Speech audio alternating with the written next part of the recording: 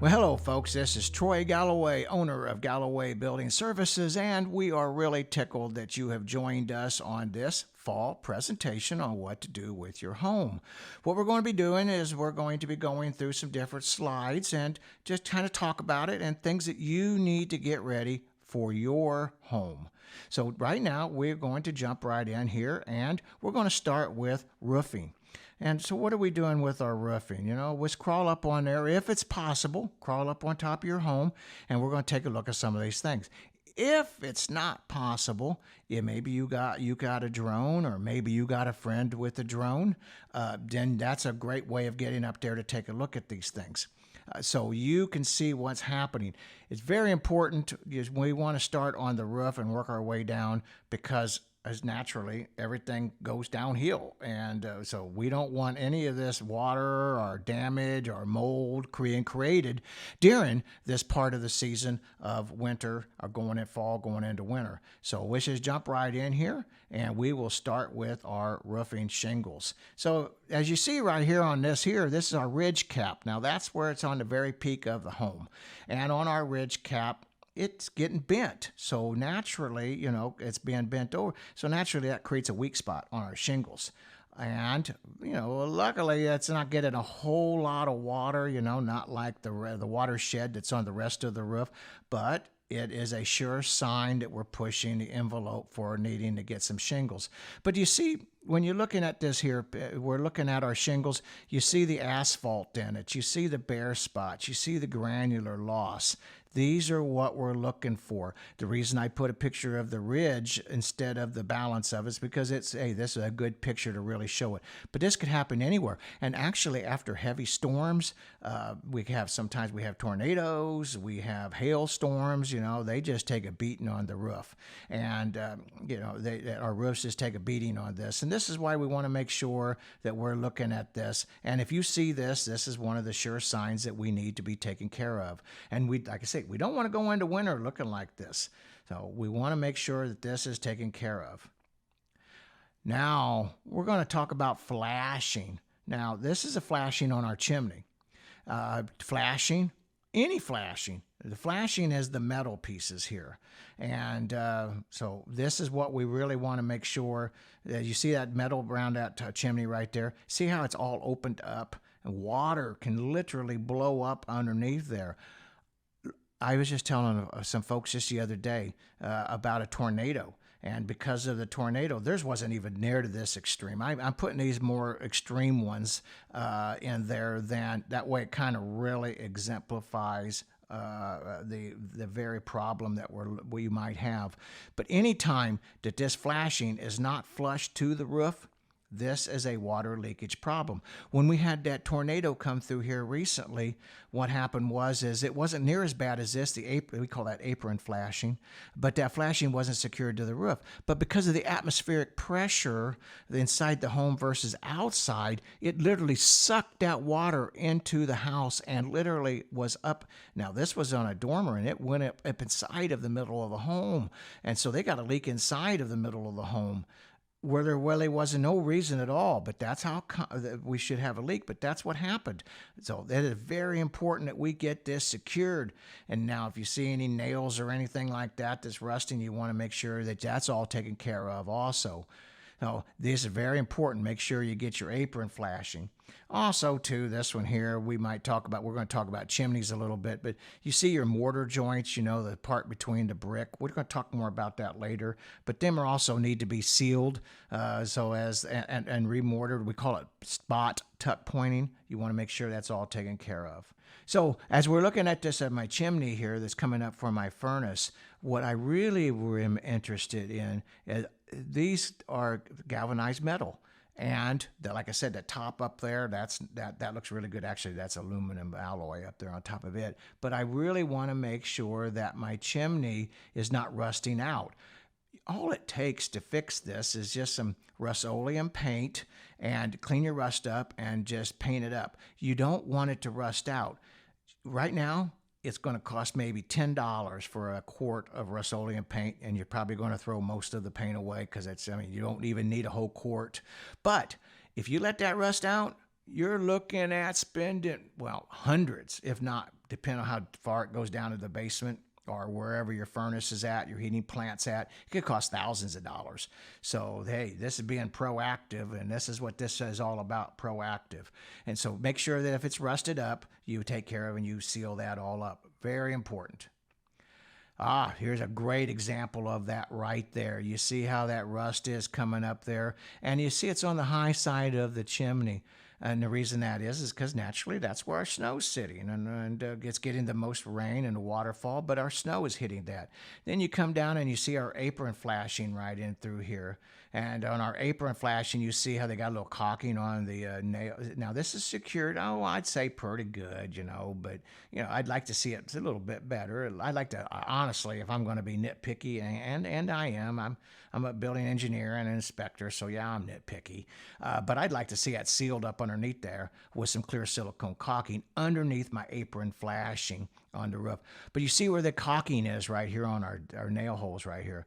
Well, you want to make sure that that is good. You got to make sure that that is very well sealed. Now, you look to the far left and you see a bare nail. Well, naturally, that's not any good. That's going to let water into it. So just think, what can I do to keep water from getting inside of my house? So this is a perfect example of that rust on our chimney and our nails and our flashing. And like I say, really simple to fix, and these are things we want to take care of for the fall. Chimney caps. All right, folks, this happens all the time. I find this on a lot of our building inspections here in the Midwest. This is actually the old chimneys actually the new chimneys that we build, but this is on older homes. Anything that you have that's year 2000 or less, or older, I should say, then you want to make sure that you have this investigated. Now, you can see around the perimeter, you see that there is some rusting. So you don't even have to get up there. But if you see rusting on the perimeter around the edges, then you know you got this type of rust going on up top. Now, this is a chimney chase. Usually it's for an insert fireplace. It's not a full masonry fireplace, but this chimney cap, this is another one. A quart of that Rust-Oleum paint. Clean your rust off. Take care of your painting. Seal that up. Make sure it's watertight, and paint it up. It's sealed. This cap, we're talking maybe $10, $15. If you had to hire a handyman to get up there, he's going to be about an hour. So you're going to be about $100 with material, something like that. So really economical to take care of. But folks, if you don't take care of this, you're looking at, I'm not kidding, you're probably looking at a couple $1,000s to replace that. So that's very important. This is one of our fall maintenance tips. It has to be, you really do want to take care of. You don't want to go through the winter and have more snow sitting on there.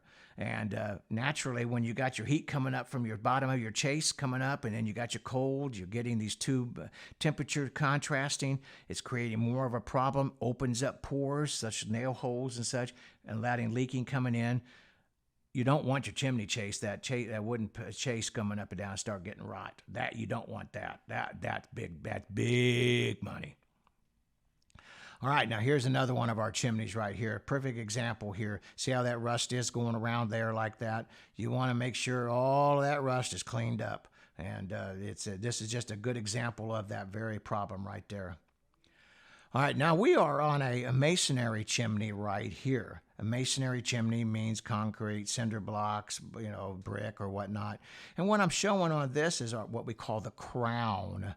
Now the center, you see that clay tile. That's my liner, and then you have your clay tile, or you have your chimney crown. At least this is what we call it in the Midwest. Other parts of around the country, they may have different names. Irrelevant what you call it. I don't care. I know. You guys, there's going to be some of my people out there that nitpick it, and they're going to hit me on YouTube, which I highly encourage you to hit comments on my YouTube. Talk about it. Share with your experiences with other people about these things that you've had. And but you see that crack right there? That crack needs to be sealed. Now, honestly, if the world was perfect, I would say you take the cap off and you replace it and hire it done. But that's normally not what's done. But why? Because it costs too much. It costs a lot of money. I would rather see it that way. That way it doesn't happen for a long time. You don't have to get back up there. But if not, at least folks, at least get up there with some good quality silicone caulking and seal them cracks. Don't let moisture get in there. Moisture gets in there, you got that heat contrasting like we're talking about earlier, with the inserted chimney, then we're going to have more problems. We're over on chimneys right now, so we want to make sure these are all taken care of, but we're up also on the roof. So we got a combination of things here. Chimneys, all these things on our roof need to be attended to. But simple fix, $3 or $4, that's all it takes. Big money if you don't. All righty, we're going to wander down to start doing some electrical now. And this is our exterior of our electrical. Now, this is my service line coming into the home. And what I want to share with you is see my wires as they're coming before they actually enter the head of my drop and then down into my meter base. You see, look at your wires. Make sure that they're not frayed and, make sure they're all taken care of. Now, municipalities, they're all different electrical companies around the country have different rules and regulations about how and who is responsible for taking care of this. In other words, who pays for it to be fixed. And now where I'm at here in the Midwest, how it works is our power company takes care of it all the way to the meter base. But some municipalities are not. But what do we most care about? Is that our electrical system is good, it's secure, it's watertight, and that it's not going to cause us any problems when it's sub-zero degrees out there, and we most need our electric.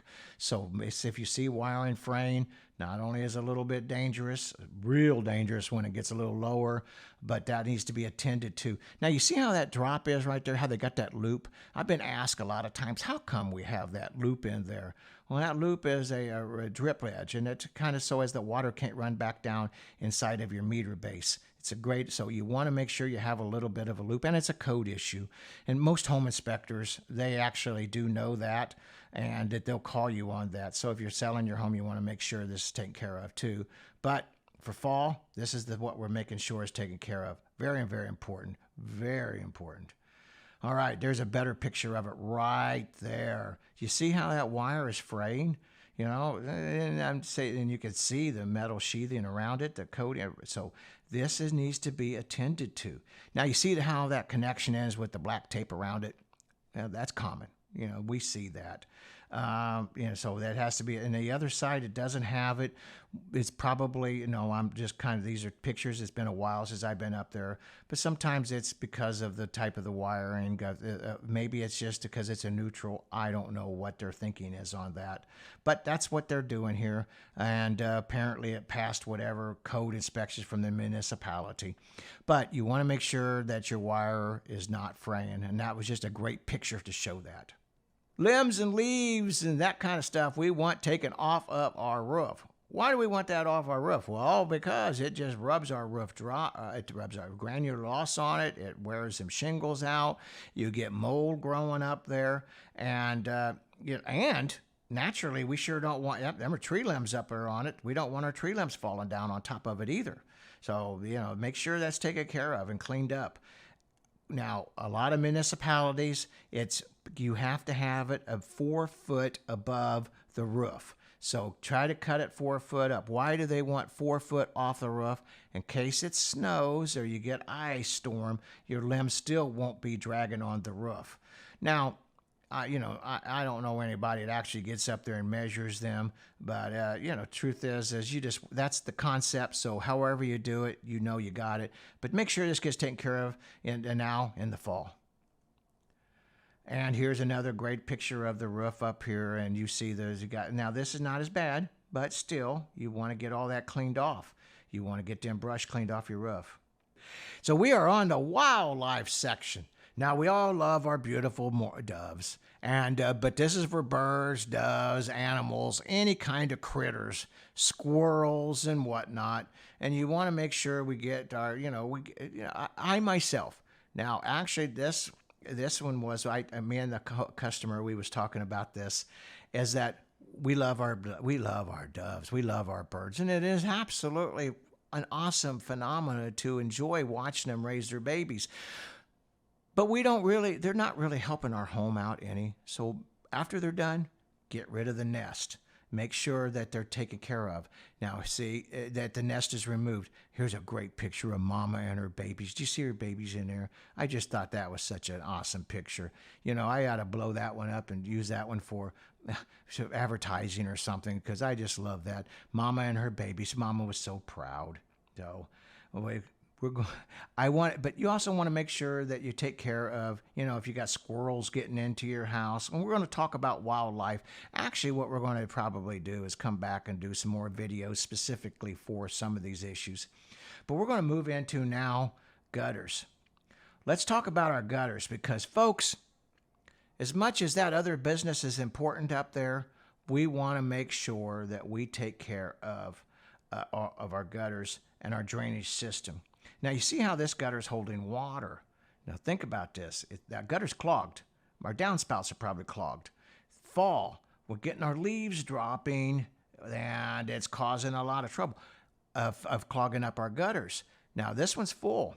What happens if you don't take care of it?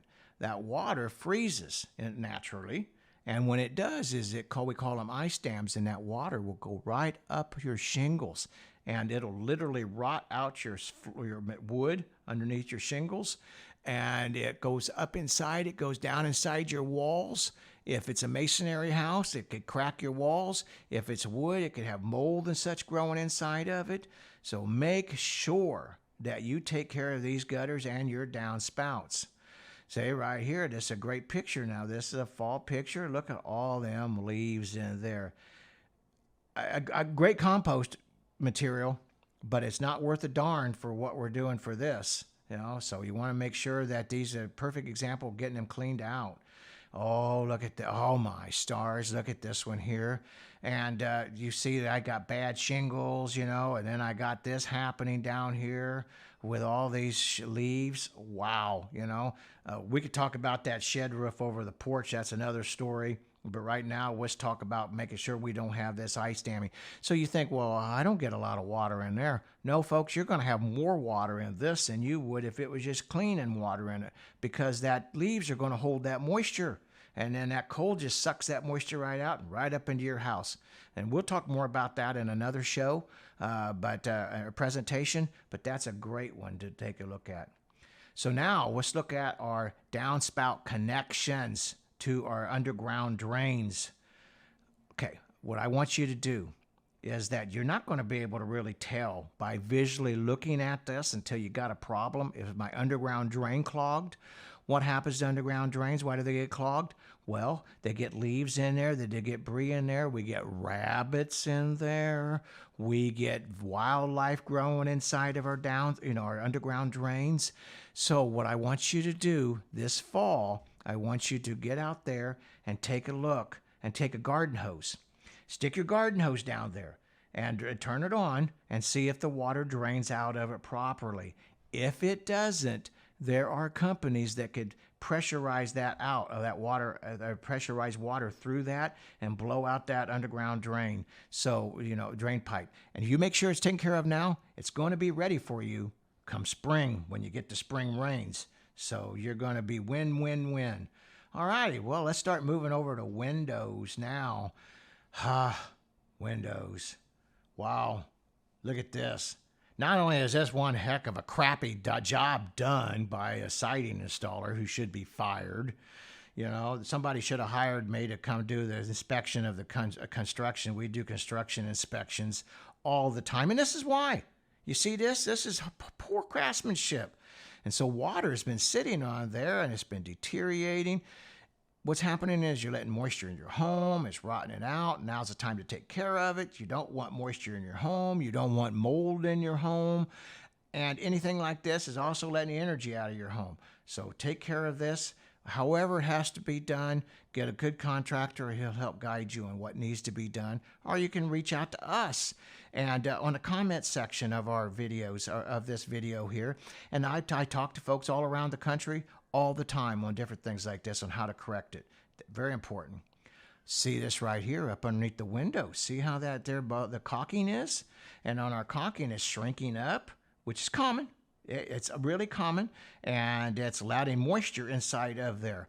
Now, this is a brick facade house, meaning it's a wood-built home with brick veneer or brick siding. And so what happens is that moisture is getting inside of there. Folks, this is no kidding. We got to No, I'm not going to talk about that particular builder here, but what happens is that builder, we got a builder here that's so bad, his brick falls off his house all the time because of this stuff. He doesn't get it watertight, and then water gets in behind there. The brick literally falls off the home. Not to mention, it's creating deterioration. It's creating, once again, mold. It's a big thing here in the Midwest and in the southern states of ours. So you want to make sure you go caulk all your windows. We're going to talk about weatherproofing, and we're also going to be talking about energy insulation or energy savings in the future about these kind of things, so as that you will be heads up on how to save money. But that's an energy loss right there. We call that energy pig. Not to mention, it's a water issue. So, hey, and a tube of caulk, man, come on. I mean, that ain't that much. And this is simple do-it-yourselfer stuff. See that right there? Now this is this is both on commercial. We see this on both commercial and we see this on residential, where they have it grouted, or mortared up against the window. And this is a metal window, so that metal definitely is moving at a different rate than the brick, than our masonry, and then it creates cracking.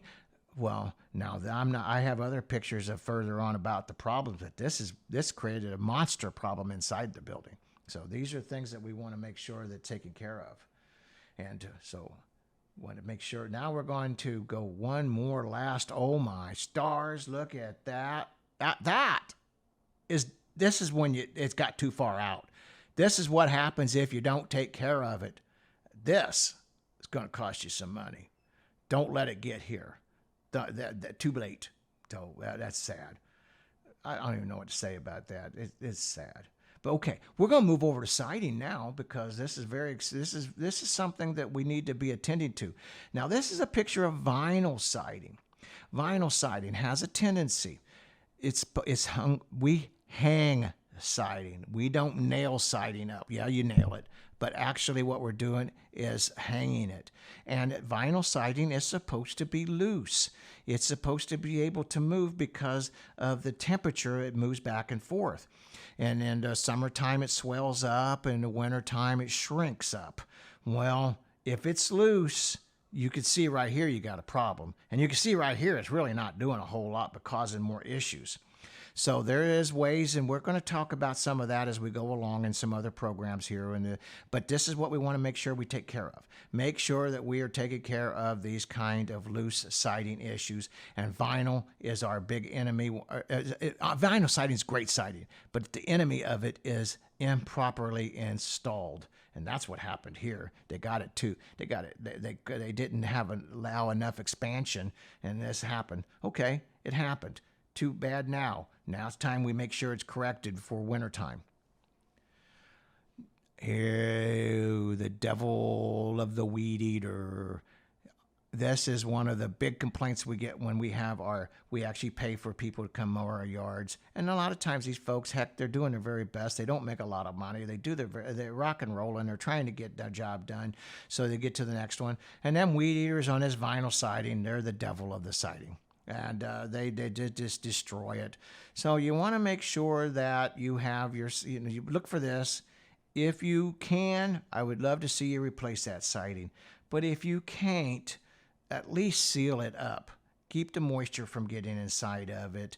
And because water's only going to, you can just imagine what water's going to do on vinyl, when it freezes and thaws. So these are issues you really got to take care of. And it's really common. You'd be surprised how much we see this. Masonry. So on our brick walls, our concrete block walls, cinder blocks we call them in the Midwest, same thing. Our mortar joints. And our mortar joints are the joints between the brick. Spot tuck pointing. You got to make sure it's taken care of because it's only going to deteriorate. I highly recommend that after you get it all done, that a brick mason told me years ago when I was just a young man, he said, you seal your brick. Go out there and spray it down. You could get a good brick company to seal this up, and that'll help save the life of it. Okay, but don't seal it until you get this all tuck pointed. Hey, listen to our show here on About the House, a podcast that we talk about. We talk about the different types of cons that are going on out there with brick tuck pointing. I have a great guy out there, St. Louis Brick Tuck Pointing Company here, that did the show with us. Fabulous company, and they tell you all about how it should be done, what to look for, making sure you're getting it done right. A lot of these brick tuck pointing companies, they're cons. They rip you off. You really do want to listen to About the House on that one. It's a great show, and you'll learn a ton. All right, now we're going to talk about some of our trim. All right, so this house has got wood trim, which is kind of unique. Because a lot of times whenever we do a vinyl siding, we also wrap our material, all our wood with metal. But, okay, that's not always the case. These are what you're looking for. Right now, the reason this is done, this is deteriorated because of snow sitting down or by the ground. Ground contact. Wood is not made for ground contact. Even treated wood's not made for ground contact. So you want to make sure that this is all taken care of. A trim is trim. Your house is not going to fall down if your trim is not really in great shape. But it will allow moisture into your home, and then that does cause a problem. So I'm going to make sure that trim's all taken care of. That's very important. Here's another piece of some of our trim right here. See how it's gotten? And they've been keeping it painted, and still it's happening. The dollars are there. Paint it, seal it, same thing, and then wrap it in metal. But if you can't, at least give it a good paint job and a good caulking job. Make sure that that's taken care of. Very important. It doesn't cost much to do. But it's going to cost you a lot if you don't. All righty, let's move over to decks. Whoa, baby, look at that deck right there. This is one I just inspected not too long ago, and this is on our top caps of our decking material. That's on top of our handrail, or we call it top cap. Well, at least we do here in the Midwest, and we got several things going up here. But because it's laying flat, it's going to catch the most water, the most sunlight, deterioration. It's going to have the worst of the worst happening to it first. And so you want to make sure that we keep our decks sealed. There's a lot of good waterproofing products out there. Make sure that this is the handrail, folks. This is the part that keeps you from falling over the side and breaking your neck. If it's rotted away, that's why it's important. And you also don't want your beverages, to be falling off of it because it's so warped up, You don't want to, very important. Make sure that's taken care of. And like in this case, this is too far. There's nothing they're going to do with this but need to be replaced. So don't wait till it has to be replaced. This is fall maintenance. This is what we're doing, being proactive. This is some of our decking boards. Now, see how my nails, what happens is when my boards start to dry out, the nails start backing up because of the contrast of the different heat materials below and above, but also because of shrinkage, and that allows it to come up. Now, I know some of your deck guys out there are saying, well, I just screw my decks down. That don't happen. Well, I call BS on that. It happens on screws too, and I got tons of documentation. Screws do work, though, 100% better than nails. But screws, nails, all of it has the same tendency. Because you know what? When a wood shrinks, it don't care if it's shrinking around a screw or a nail. It's going to do the same thing. So you want to make sure your nails are set. Can you imagine walking out there on your bare feet? Imagine your poor little baby out there, your child out there playing, and cuts his toe up there, gets or feet up on that. That's horrible. Not to mention when the wood starts checkering like this. What's happening with that?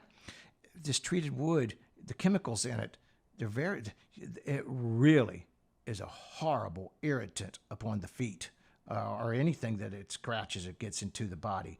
So keep them sealed. Lots of great products out there. Make sure your screws and nails are set. And don't let it get this far. By this time, like I said, these really need replaced.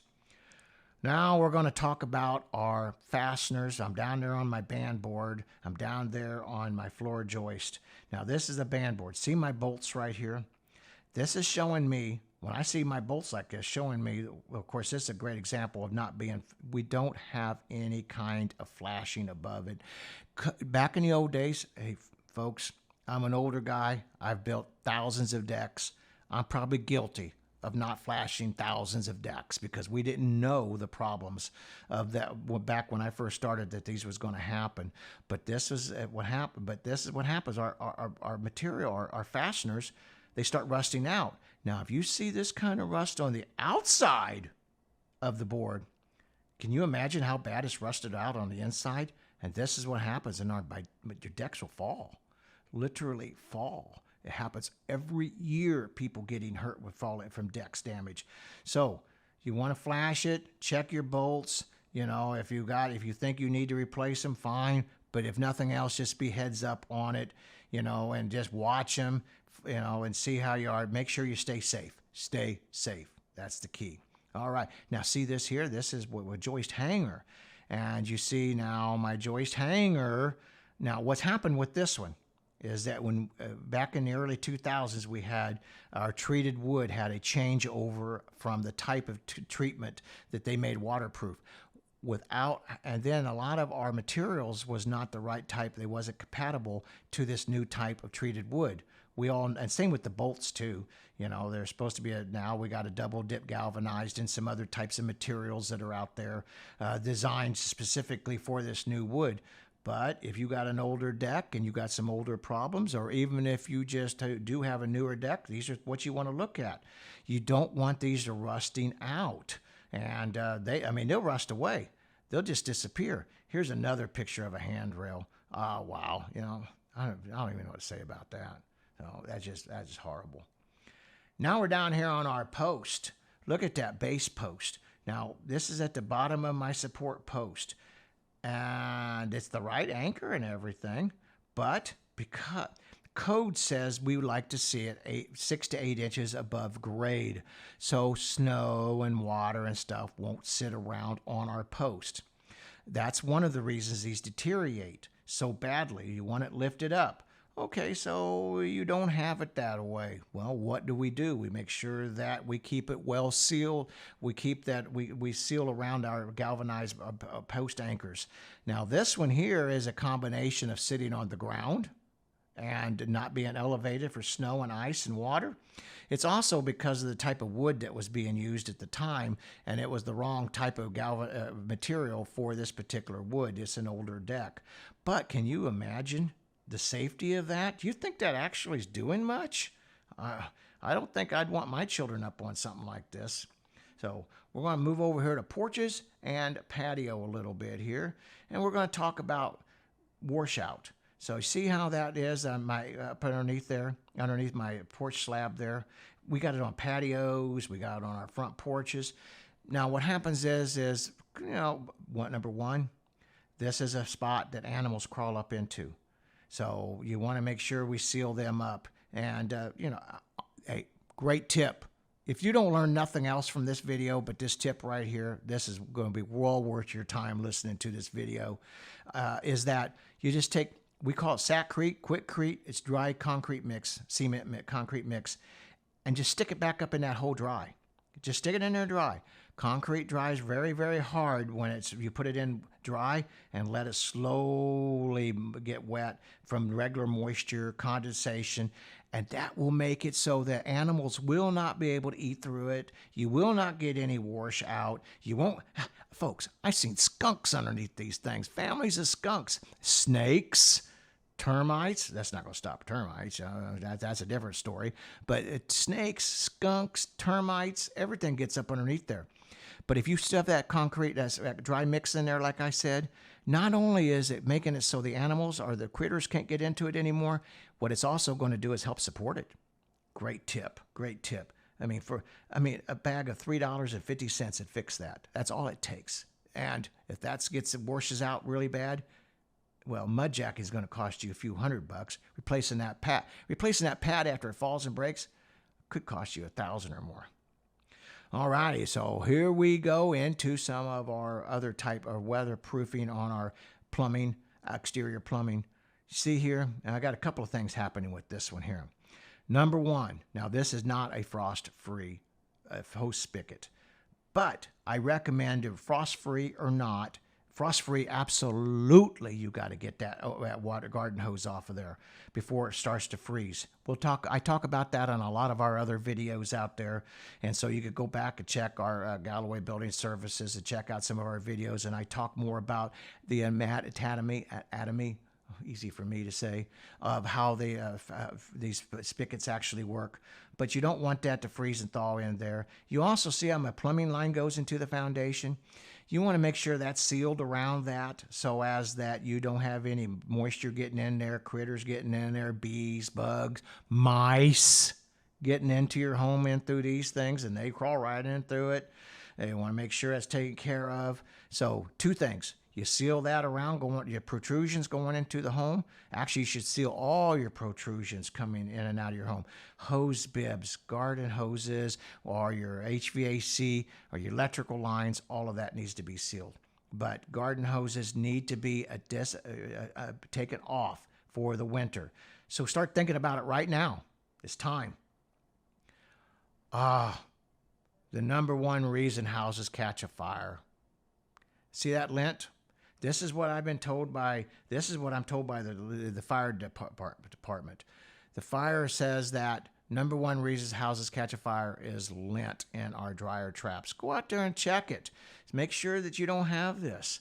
For one, it attracts mice because they love it.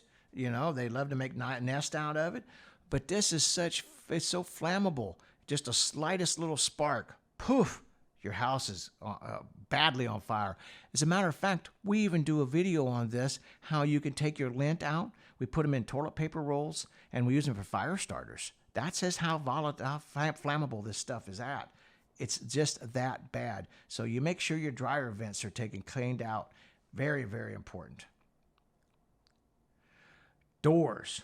We are on our exterior doors. Now, you see, a lot of times we don't really look at our doors except for the inside and outside. We don't actually open them up and see. Well, this is a great picture. I got 2 things happening here. On my door, this is a steel door, and so but it's got wood going around the exterior of it, and inside of the steel door is usually an insulation, a foam board of some sort. But see right here, it's starting to rot. Normally that's from snow and water or stuff sitting around it, sitting up in there on it. And easy fix, how you correct that. Now it's this point. I wouldn't necessarily say this has to be replaced, but I would clean out my rot. I'd get some wood putty. I like that rock hard stuff, but because that stuff's really great and inexpensive, but I don't care what type of material you use. And then you fill that back in. So as that, it's got a good seal around the perimeter of the framing, but also then you want to paint it or seal it with any kind of paint or sealant or silicone or anything like that. Now, look below that. You see that's a threshold. The threshold is that flat part that we step on as we cross. You see a little bit of aluminum, but I wanted to show you the wood threshold. Just get that sealed. Get it cleaned up. Get it sealed. Folks, if that's gone, then you got problems. And nobody wants to buy a door. Nobody wants to even have the fool with it in the first place, for heaven's sakes, but at least do this, and that reminds me, I got to take care of one of my tennis property. Okay, so hey, we're all guilty of it, right? We're all guilty of it. So anyway, take care of that. It's very, very important that we take care of them kind of things. I love this picture. We call this Yankee ingenuity.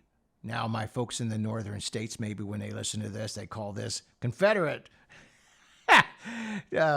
ingenuity. Either way, what they did is they took a rock wool pad and stuck in there. Now, that's great, but for one, it's great that it actually keeps varmints coming in because mice don't want to eat that, and they're not coming through there. But this is not a fix. It is a patch. And see, they just let it get too far. They let it go too long.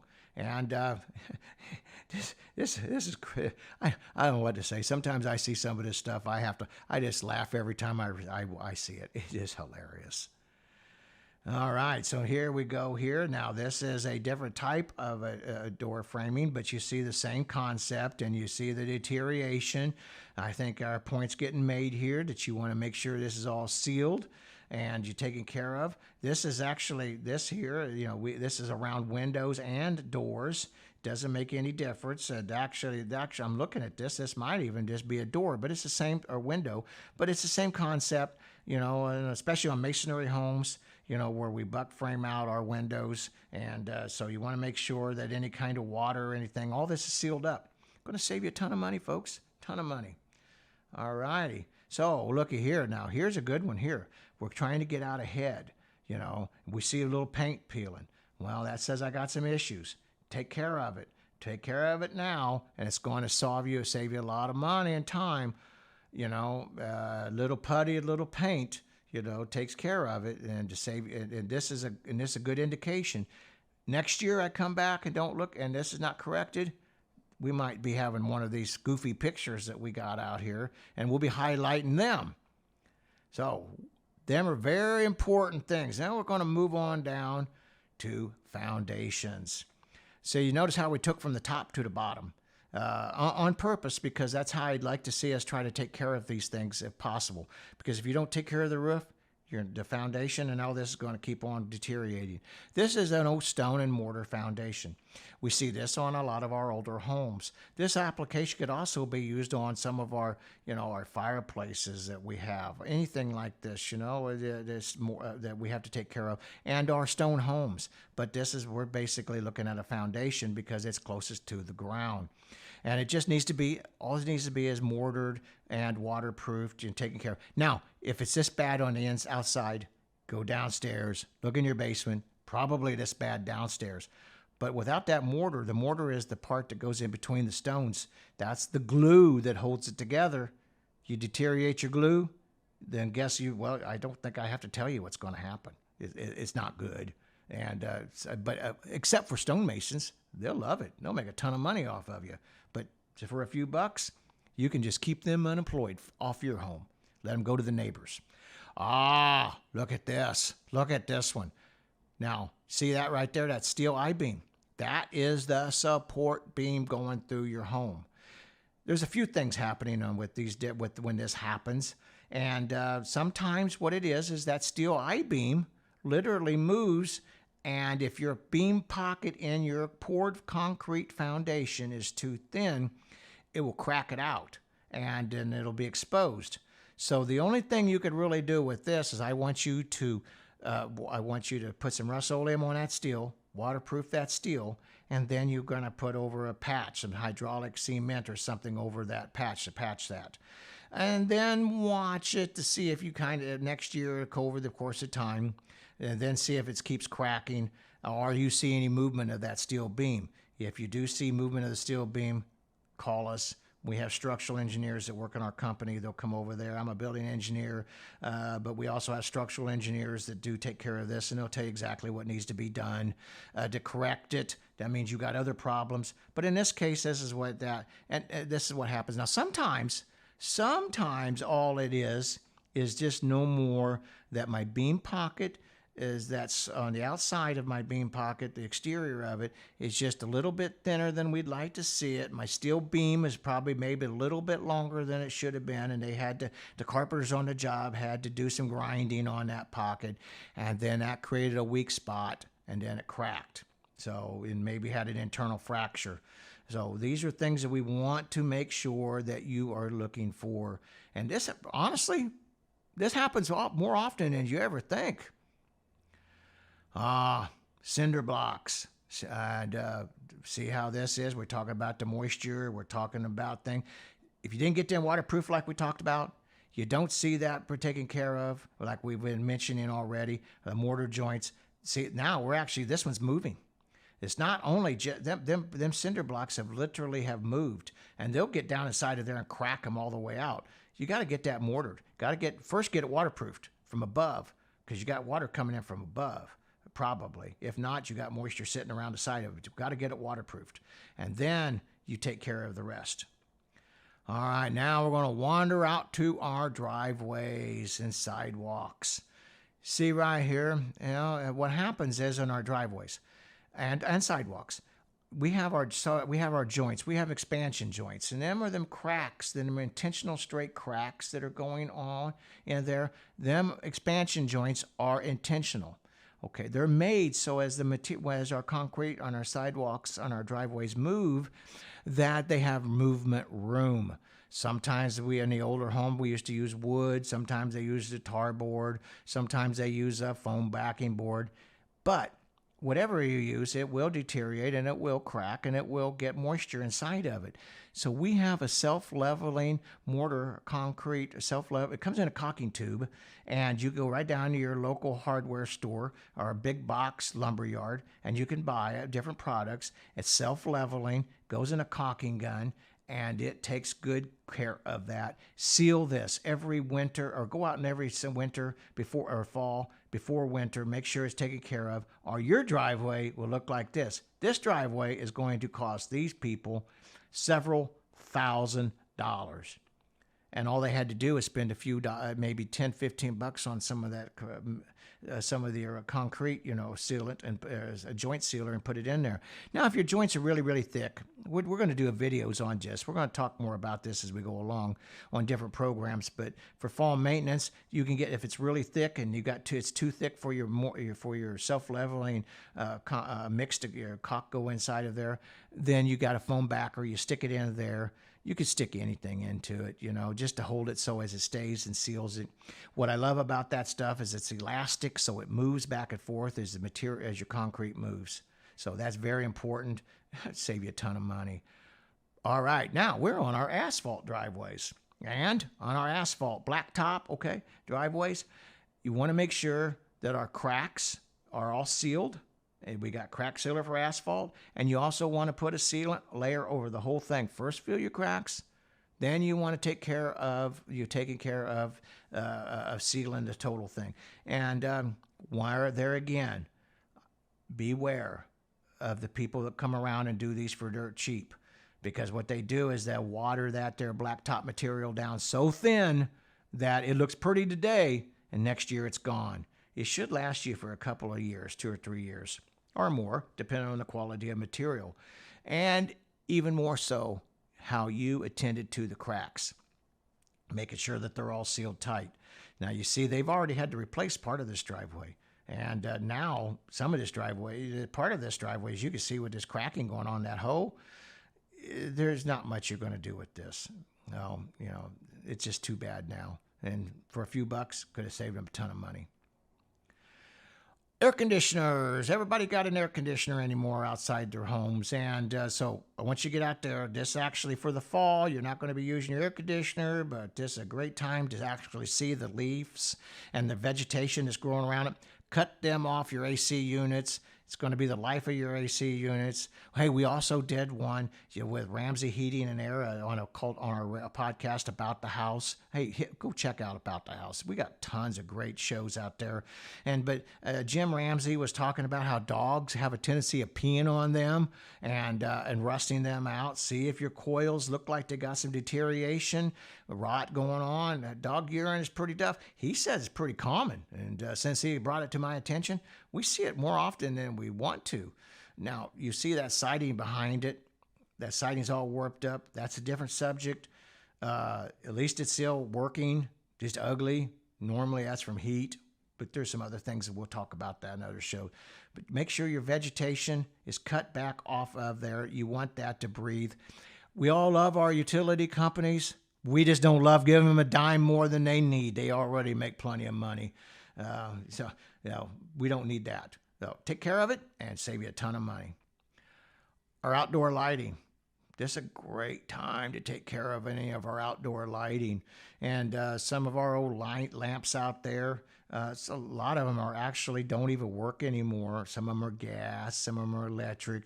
But, if they're unsafe, take a look at it. Make sure that these are safe, that they're going to make it through the winter. If you'd like to have a little, it's mostly dark in the winter, so we like to have a little bit of lighting on the outside.